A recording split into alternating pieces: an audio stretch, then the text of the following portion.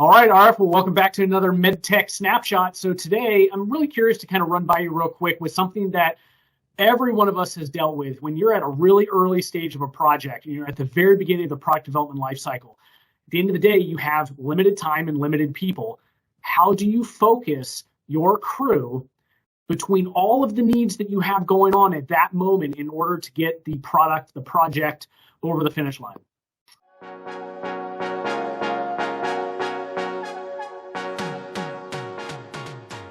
Yeah, thanks, Travis. So that's a technical leader's call to fame, really. The first thing I will say here is that before working on any risks is to first figure out what is your basic technology.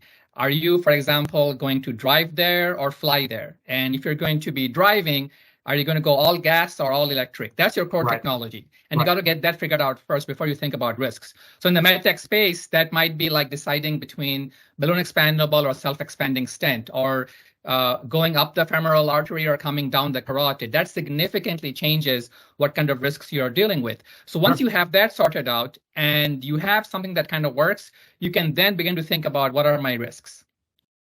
Well, that being said, which risk do you actually deal with at first, given the amount of time, that you have available? Yeah. Well, I mean, there is no manual on this, but I wish my recommendation, there was. yeah, there really isn't.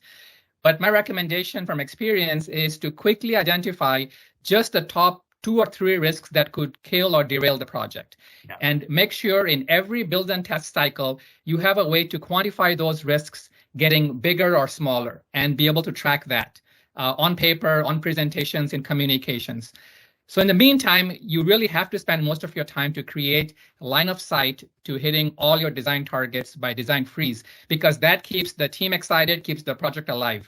You have to realize that risks will never get to zero until the end of a clinical study, and even then.